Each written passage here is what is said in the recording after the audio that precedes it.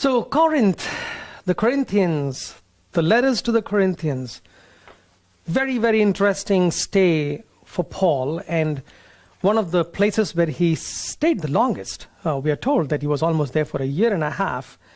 Not that there wasn't any opposition, but at least he didn't flee, or he wasn't chased away or stoned, or almost taken to the point of death. And if we read the letter to the Corinthians, we know it was one of the most charismatic communities. Paul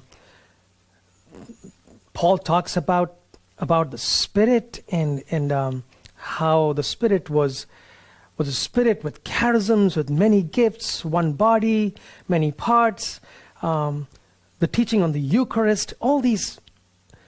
And so his stay at Corinth was probably one of the most satisfying moments of his life, I think.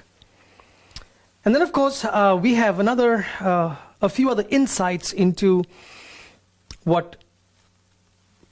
how the Romans dealt with Christianity and perhaps even Judaism in those times, and doesn't necessarily give us a very good and encouraging picture, but here it is.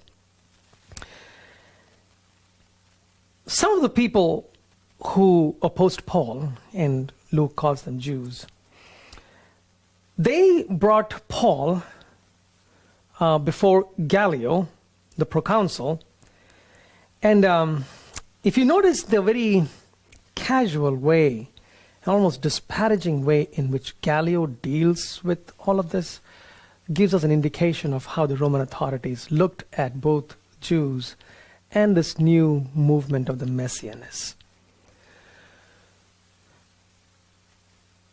When the accusation is brought against Paul that he was teaching something that's contrary to the law in terms of worship, Gallio just says, you Jews, just handle it outside. This is not the stuff that I kind of deal with, right? And in our parlance, he actually threw the case out. Not just the case, he threw the people out too. And so at that point, not only are Jews being treated in a disparaging way, could be anti-Semitism, or it is anti-Semitism, but then even Christians in their relationship with the Jews, they are being treated as a sect. There's this small little sect that's emerging, and so this is your internal problem. Go handle it. I got better things to do. So it gives you an indication of how they were dealt with by the Romans. And then we get introduced to Sosthenes. He's called a synagogue ruler. Now, we really don't know who he is, except that he does become prominent in Paul's ministry. He's mentioned in the letter to the Corinthians. Who is this guy, Sosthenes? All we are told is that he was a ruler of the synagogue. Remember, yesterday we were introduced to Crispus, who was a leader in the synagogue. So is this the successor of Crispus? The question is also, was he Christian? Was he a convert? Why did they beat him up? Now, honestly, we do not know the reason why the Jews attacked Sosthenes. Maybe because he was associating with Paul. And perhaps Luke's point is that the vision that Paul had, where God tells him to go on speaking, do not be silent, for I am with you. No one will attack and harm you, for I have many people in the city. Maybe Sosthenes is the one who gets the beating, whereas Paul is safe because the Lord had promised him that nobody would harm him there. So maybe that is Luke's point. But it's a strange incident that happens over here. Now, towards the end of the passage, we have to mention Paul and the cutting of his hair, for he had taken a vow. And by the way, when I go to India sometimes, and my people are not very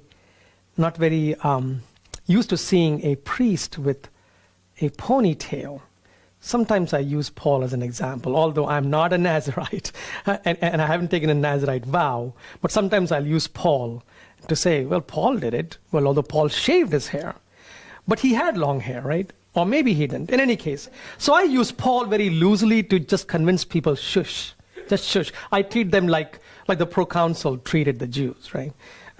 Just get away. I have better things to do. Now, this Nazirite vow that is mentioned in Numbers 6, 1-12, a Jew could dedicate himself to the Lord by abstaining from strong drink, from uncleanliness, and the symbol of this was letting the hair grow during the period of the vow. And this vow could be a lifetime vow. It could be for a few years, but it all depended on what the intention was. And the hair was cut after the vow ended.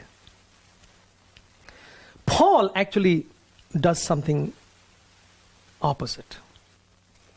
So we are told that from now until he reaches Jerusalem back, it's probably about 2 years.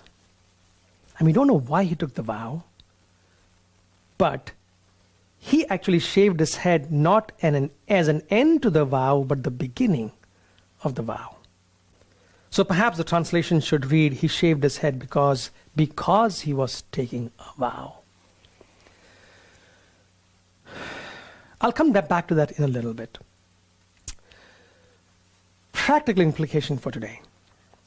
Folks, when I prepare a homily like this, there are two parts to it, right? Or there are two elements that make a homily what it is. First is the information. You need to have that information. And the second part is the inspiration. Now, information is easy to find. Anybody can go to a commentary and if you understand English and a little bit of Greek, and you can probably figure this out, right? Information is easy to find. But it's inspiration that is unique and individual to the reader or to the preacher. And I have to admit, I found inspiration hard to come by. I mean, what do I do with this stuff? Right? Partly because the story almost seems routine now. Christ and the Holy Spirit lead the disciples to a new town. And I'm waiting for the day when they'll say, oh my gosh, they were so thrilled to receive them. No, instead it's, let's beat them up. There's opposition, but the church is founded and God's message continued to spread. Now, I have been speaking this for almost 7 weeks, and it has become routine. And then we have the story of Paul taking a vow, and I don't know why. What do we do with this? So that's the first reality, right? Inspiration was hard to come by this morning. It took me a few cups of coffee. The second reality, perhaps, is also because we're in this in-between time before we begin public masses. Now, when the stay-at-home order was in place, I would get the time to, after Mass, sit down, go through the reading, take my time, pray about it, have a glass of wine in the evening, start writing the information down.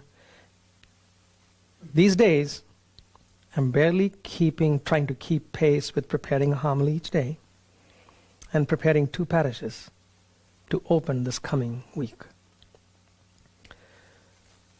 Doing all this when the anxiety of a pandemic is real has been a very delicate task, but also a very stressful and demanding task. So these are very stressful and difficult days.